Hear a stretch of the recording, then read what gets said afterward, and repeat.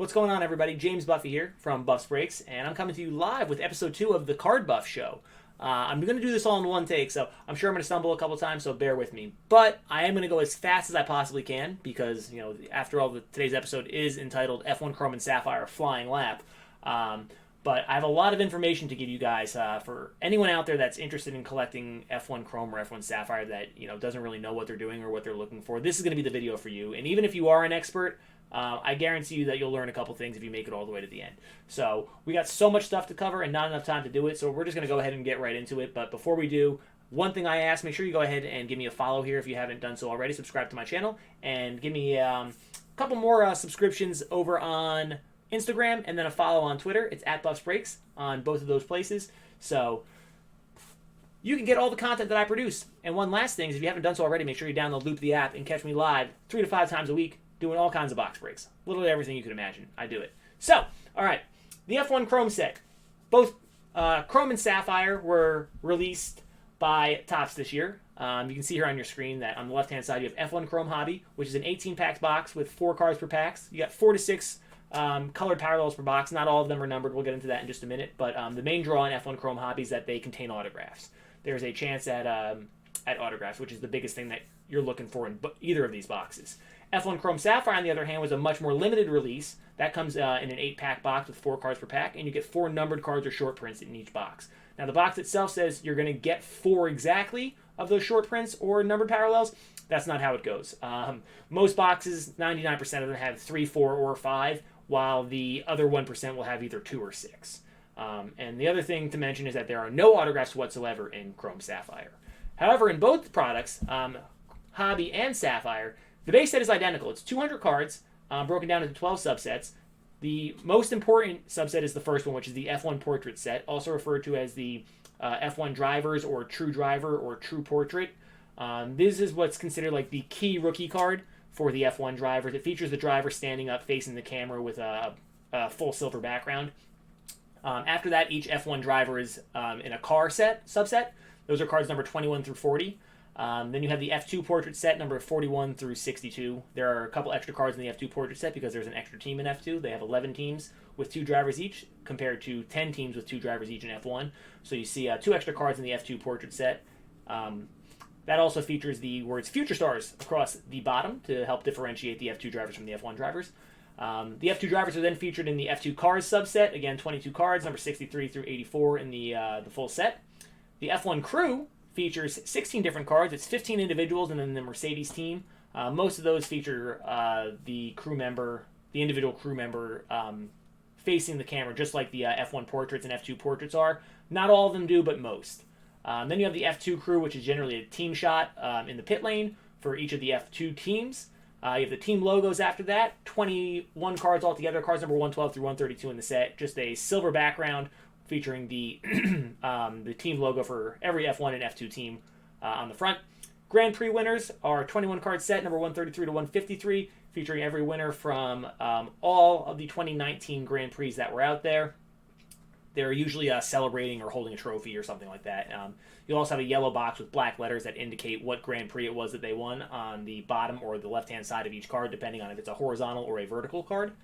After that, you've got the Driver of the Day winners set. That is only a 20-card set. For whatever reason, George Russell is not represented for his Driver of the Day win in Bahrain for the Sakir Grand Prix, but all other winners where the other 20 are included there. Then you have the F1 Portraits 2 set, or the Driver 2 set as it's referred to. It's another 20-card set, cards number 174 to 193. It just features all the F1 drivers in different poses. You can see Lewis Hamilton there smiling, giving a thumbs up. There's a cool one where there's a close-up of Pierre Gasly's head with his hair like all over the place that people love.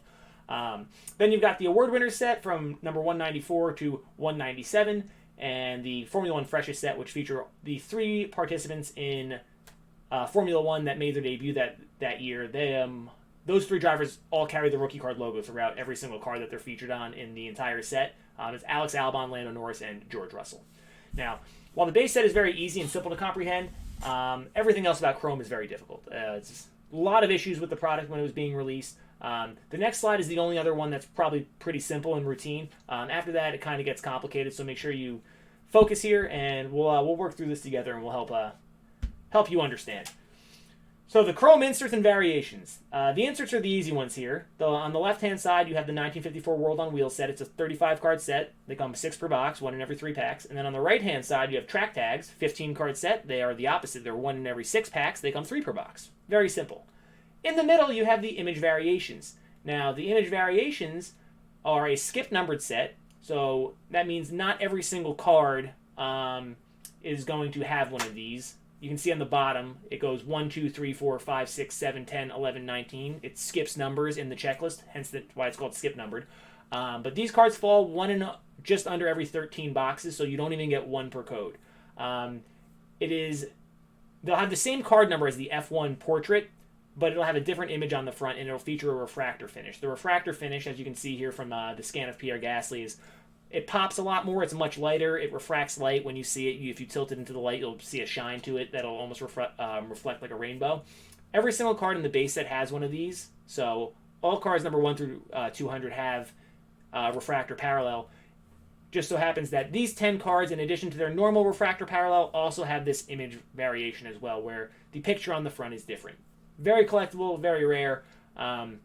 And the way that you can tell if you have an image variation or not is if you're not familiar with the picture, it's important to note that all of them feature the drivers sitting down.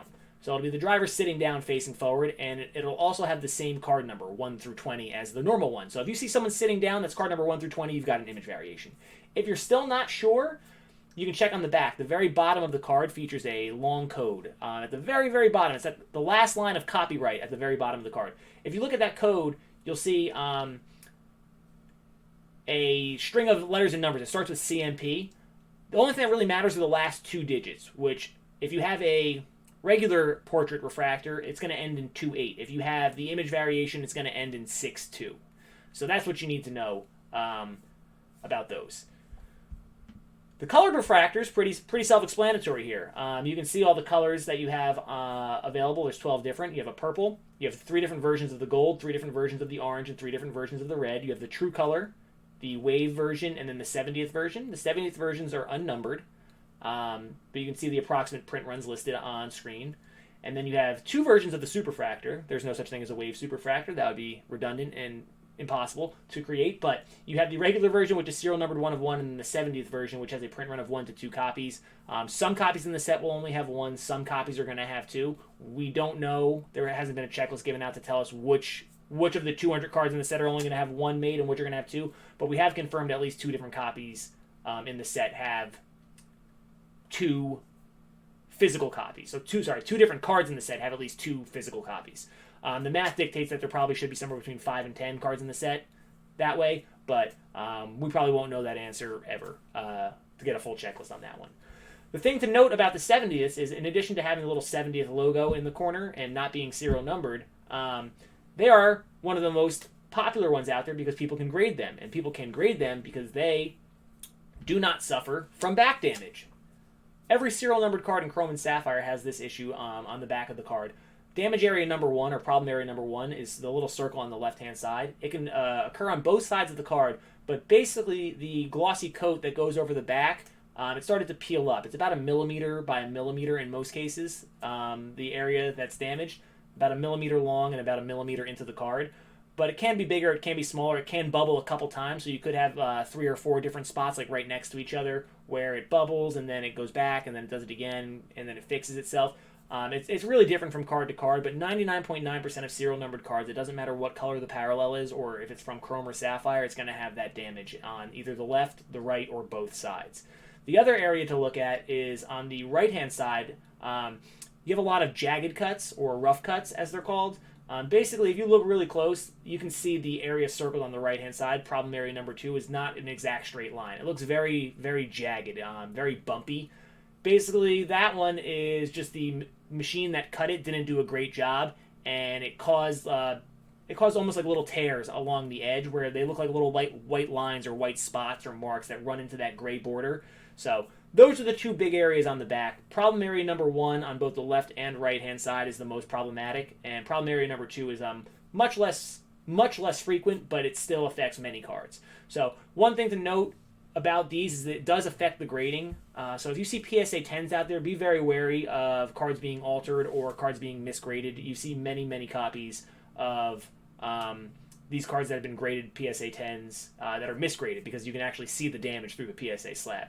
It's also one of those things where, unfortunately, part of our hobby, but people can go ahead and trim these cards because the damage is so insignificant lengthwise when it goes into the card that there is the potential for people to do that. I know I've bought a couple cards off eBay that looked like they were great, and they came in, and sure enough, they were too small. So I've never pulled a single card out of hundreds and hundreds of boxes of the two products that hasn't had the damage in some capacity. So be very, very, very wary of cards being altered if they're or misgraded if they're PSA 10s. Make sure you do your due diligence before buying those. And unfortunately, the most popular cards in the set are also serial numbered and suffer from the back damage, which are the chrome autographs. The chrome autographs are broken down into three subsets. How the base set is broken down into 20. Chrome autographs are 3. You have the F1 drivers, the F1 crew, and then the F2 drivers. All three subsets have identical design, so there's no future stars or anything like that to differentiate one subset to the other. And all three subsets have the same numbering in the front, which is going to be F1A dash. Here I went ahead and listed every driver and crew member, so basically every autograph subject within their subset alphabetically off their card numbers. So you can see F1 starts with Alex Albon, Antonio Giovinazzi, and so on. So next to that, you have the print runs. As I said, things get very, very complicated in Chrome, and this is where it starts, where the print runs are different for every single subject. So you can take a look if you're interested here.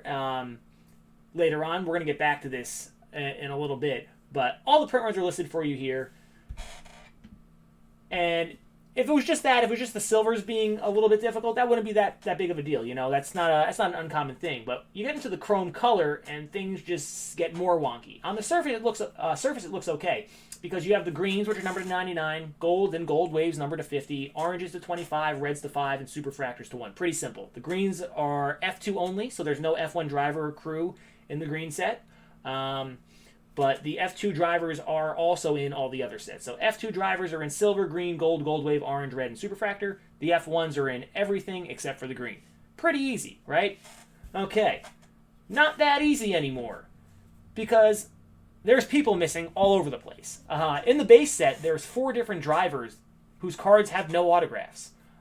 Both Alexander Albon and Sebastian Vettel, all of their cards don't have an autograph sticker. So while the card says it's a certified autograph, it's serial numbered like a certified autograph. It shows the pose, the same image that should be on the autograph cards. There's no autograph. George Russell and Pierre Gasly have some copies, both limited, very limited. George Russell, I think, is less than 10. I think Gasly is 5 at most that have no autographs. But again, it gets very complicated, and this is where it starts. Then when we move over to the gold set, which should be numbered to 50, only 40% of the F1 drivers are represented in the gold set. The F1 drivers missing in the true gold auto set are Charles Leclerc, Carlos Sainz, Danny Rick, Ocon, Kimi Räikkönen, Lewis Hamilton, Stroll, Gasly, my boy Max Verstappen, Sergio Perez, Seb Vettel, and Bottas. All those guys not in the gold set. Now, however, all of them are in the gold wave set, with the exception of Räikkönen, Hamilton, and Bottas. Those 3 drivers have no golds whatsoever, true or wave. Also missing in the regular gold set are 2 F1 crew members, Simon Roberts and Toto Wolff. And then, if you look at the actual checklist itself, there are 4 of the F1 crew members that do not appear in the autograph set. James Key, James Allison, Jan Monchau, and Pierre Waka. Those 4 guys, nowhere to be found at all. Same thing with 1 F2 driver. Nobuharu Matsushita, just not on the checklist. So, if you go through any single player or driver or subject that has an individual card in the F1 set, those 5 subjects, Key, Allison, Mancho, Waka, and Matsushita, are the only 5 that do not appear in the autograph set at all anywhere. Now, when you factor all this stuff in, the different serial number printing for the silvers, the missing autographs, the people that aren't in the gold set, aren't in the gold wave set, and all that, you wind up with this. The total number of chrome autographs per subject sorted by how rare they are. So, again, a lot of information here. We don't have to go over it. You guys can come back and revisit this. But one thing to point out is that for the F1 drivers, you'll see there's 4 drivers, Vettel, Gasly, Albon, and Russell, that have a second number and second ranking in parentheses. I went ahead and, in the parentheses, gave you the total and the new ranking if you take out the amount of cards, the silver autos, that were actually not signed. So for Sebastian Vettel, it says 135. That includes the 50 copies of his silver autograph that were not autographed. If you remove those 50 copies, he only has 85 cards that are actually signed, and that would make him number 1 on this list as the rarest F1 driver autograph in the set. For the F1 crew and F2 drivers, there are 3 people listed as question marks: Claire Williams in the crew set, and Tictum and Marcus Armstrong in the F2 driver set. Those 3 were redemptions that have not been fulfilled yet, so we don't know the actual print runs for the silver autographs. So I put Claire Williams at 90 copies for the silver, because that's what most of the F1 crew are, and then I put Tictum and Marcus Armstrong dead in the center of the F2 drivers, because most of them are right in the same range. So I just put them right in the middle, along with Sean, matching Sean Galeal's total. So a couple more things to look at that make this product even more complicated is trying to figure out how many copies of the unserial numbered items there are. We're going to get into the math a little bit later here, but I highlighted 3 of them on this specific sheet, which are the purple refractors, track tag superfractors, and world on wheels superfractors. Without boring you at this part of the video, I threw out those 3 numbers of the estimated total packs for different reasons that we'll get into a little later on in the video. But I just wanted to show you guys the full chart here about the number of cards in the set, the print run, the pack odds, the estimated total packs, and then the next sheet where I went ahead and removed what I deemed to be the 3 anomalies of the group. So pretty much most of the numbers here show us, if you look at the final column, that there's probably somewhere between 680 and 684,000 total packs. Now, as the pack odds get higher, the numbers become more accurate. So I just focused in on this chart right in the center of the, starting from the track tags, orange refractors, the track tag gold, track tag red, world on wheels red, and superfractors. Those are the 4 that I focused on, and all of those give us pretty much the same exact number, where we're in between the low 682s to the high 683s. So I kind of went dead in the middle there and started at 682.5 for what I was going to use to try and figure out the print runs of the cards that did not have serial numbers. The other thing to pay attention to is you can't always trust the pack odds, because, for example, I told you this product's a little bit different, but you have to do your research on stuff like this, because there's two sets listed on the pack odds on the physical wrapper that don't even exist. The track tag gold waves are listed at 1 in 910 packs. That's not even a set. They don't exist. And the track tag superfractors, same thing, 1 at 43,757, does not exist, which that is the reason why we excluded that one from our math that I showed in the last screen. So you have to make sure that you do your own due diligence here. You can't always just trust what you see. You got to remember things happen. People are still, someone out there is still typing these numbers into whatever puts those odds on the actual pack. So there's always going to be a human element to this. So make sure you always you do your own double checking. But using those pack odds, I went ahead and messed around with the numbers to get us an even number, basically even numbers for a box in a case. So usually they don't produce a half case or a third of a case, or have loose packs left over from the print run. It's usually a set amount of cases.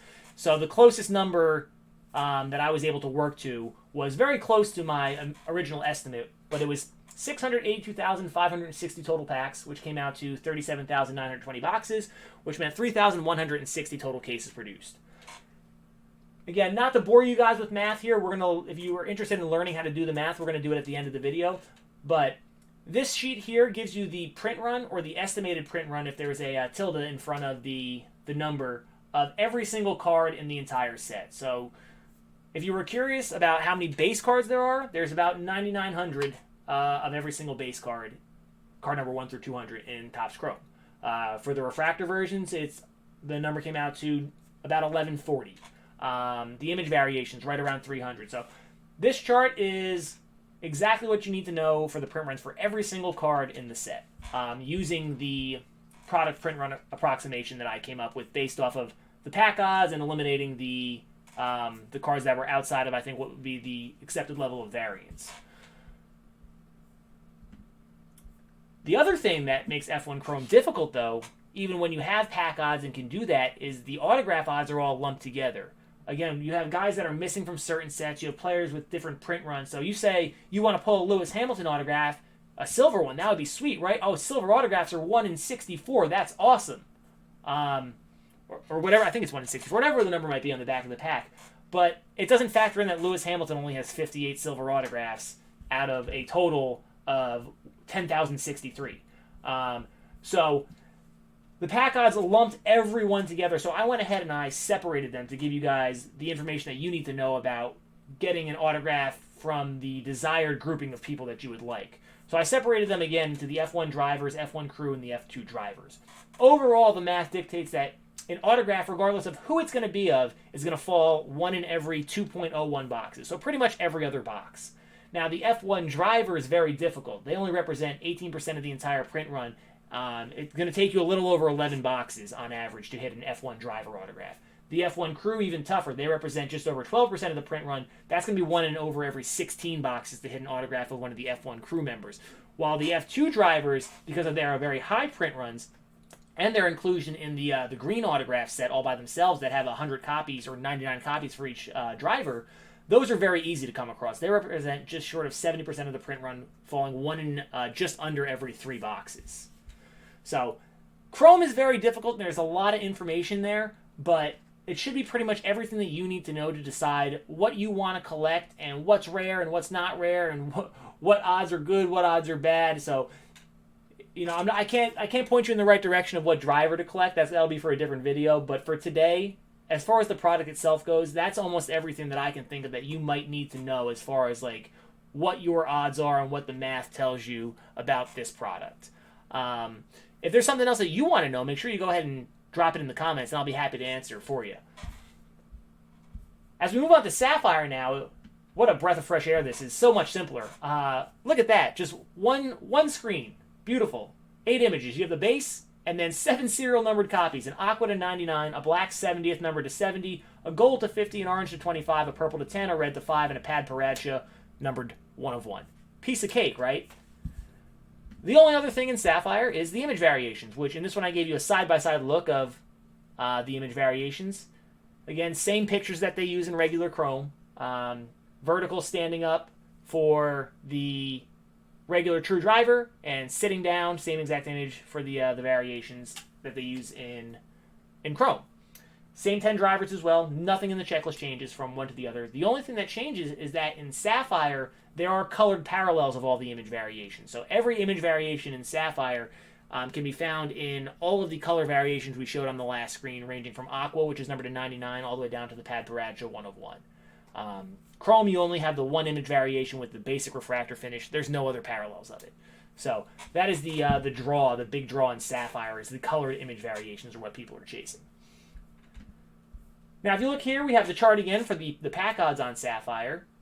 And I left the image variation blank because that is the only, the image variation in the base are the only non-serial numbered items in the set. The image variation being the only non-serial numbered item in the set that does, that also has pack odds.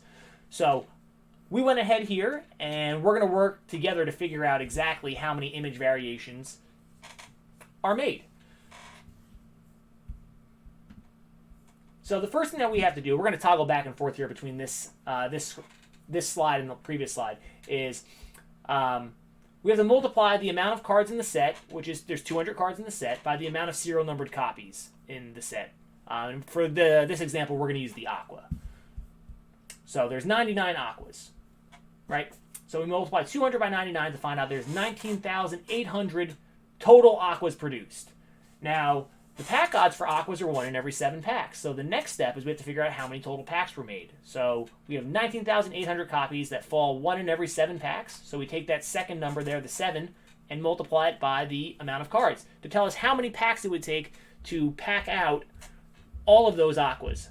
So that comes out to there being 138,600 total packs that we would need to produce in order to put 19,800 cards in there at 1 in every 7 packs.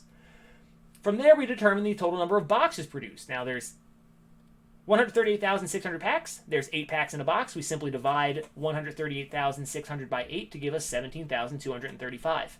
Now, the important thing here is we want to repeat those steps for every single serial numbered card in the product because, as we mentioned earlier when we were doing Chrome, is I pulled out 3 different ones because they didn't make sense for different reasons.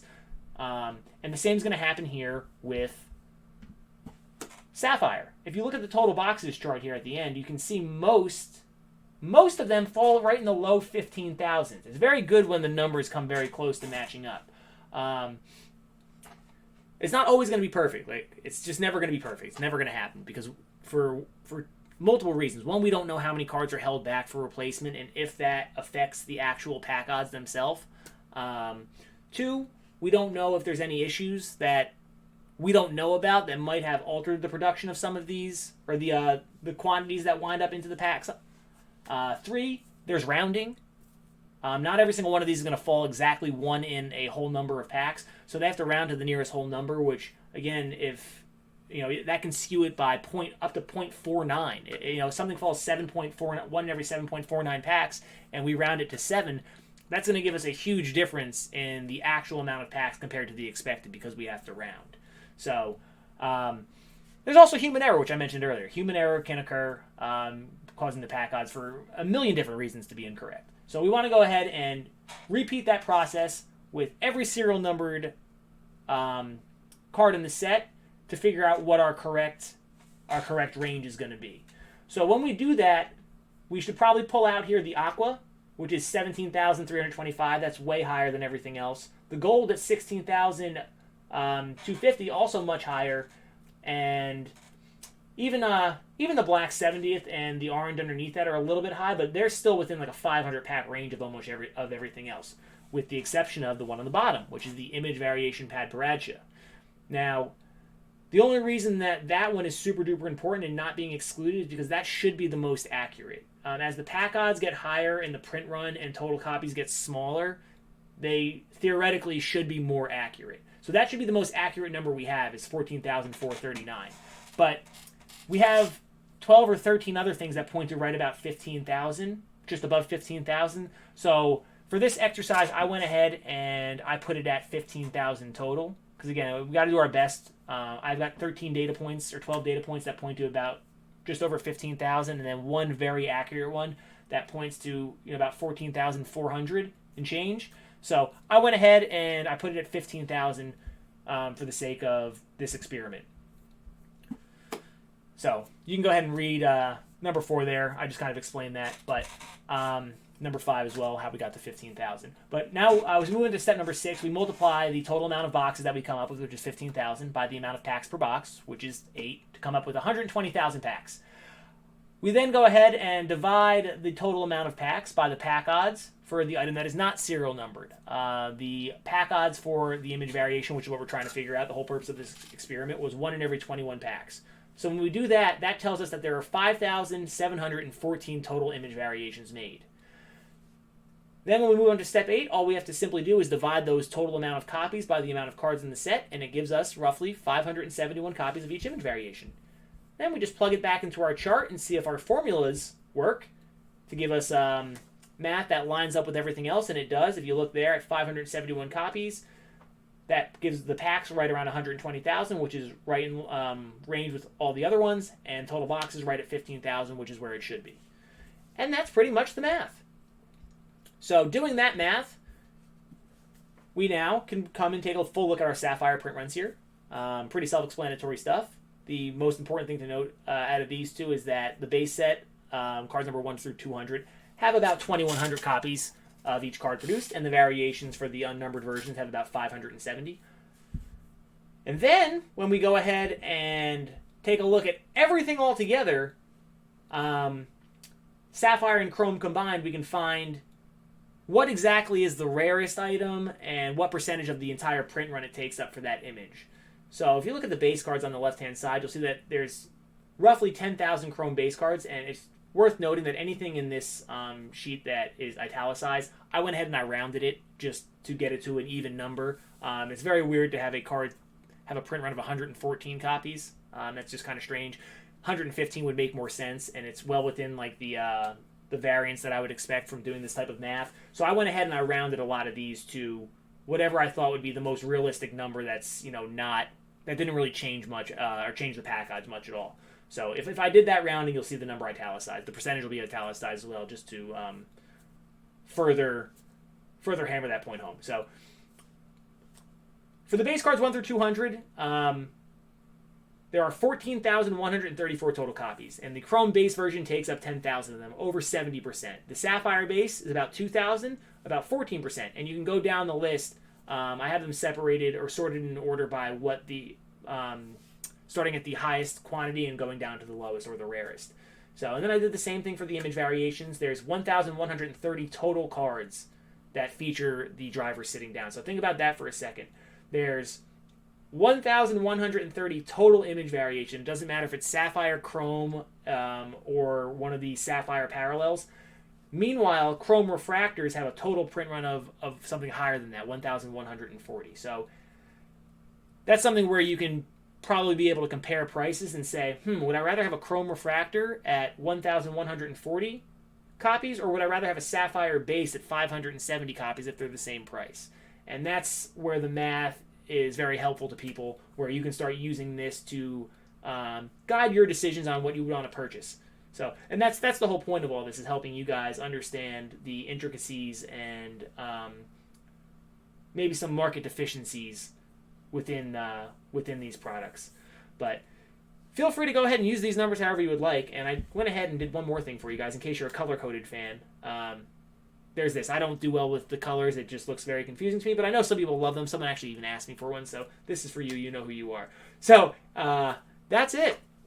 Pretty simple stuff. So I guess if you guys enjoyed that, you should go ahead and make sure you give me a subscription here. Click.